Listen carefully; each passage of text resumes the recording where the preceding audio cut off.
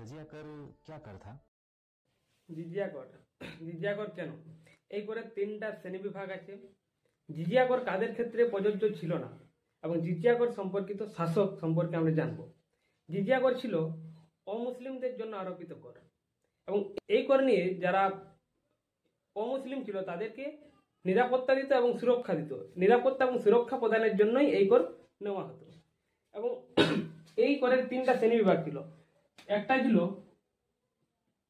গরিব, মধ্যবিত্ত, আর একটা ছিল ধনী ব্যক্তিদের।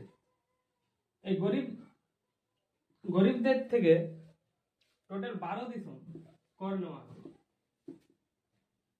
আর যারা মধ্যবিত্ত ছিল তাদের কাছ থেকে 24 এবং যারা ধনী ব্যক্তি ছিল তাদের কাছ থেকে 48। 12 ডবল 24, 24 ডবল 48 একটা মনে রাখার সূত্র। এই করটা কোনো মাসিক কর ছিল না, এটা ছিল বাৎসরিক কর। এবং এই কর, এই জিজিয়া কর কাদেরকে নেওয়া হতো না? এই কর নেওয়া হতো না শিশুদের কাছ থেকে, যারা শিশু ছিল।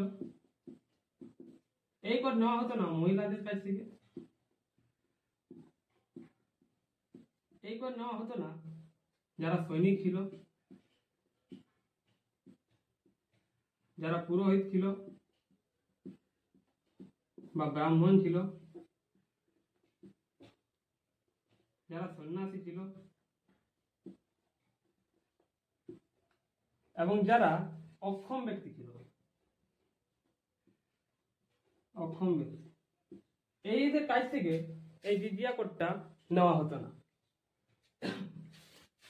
এরপরে আমরা দেখব জিজিয়া কর সম্পর্কিত শাসক। খ্রিস্টাব্দ 712 খ্রিস্টাব্দে সর্বপ্রথম এই জিজিয়া কর লাগু করে মোহাম্মদ বিন কাসিম। এই করটা সর্বপ্রথম লাগু হয় সিন্ধু প্রদেশে। মোহাম্মদ বিন কাসিম 712 খ্রিস্টাব্দে সেই সিন্ধু প্রদেশ আক্রমণ করে এবং সেখানে রাজা দাহিরকে পরাস্ত করে এবং সেখানে সর্বপ্রথম এই জিজিয়া কর লাগু করে। সেটা হচ্ছে সিন্ধু প্রদেশ। এরপরে আসে কুতুবউদ্দিন আইবক। এই কুতুবউদ্দিন আইবক দিল্লি সুলতানতে সর্বপ্রথম এই জিজিয়া কর লাগু করে। তারপর আসে সিকান্দর শাহ।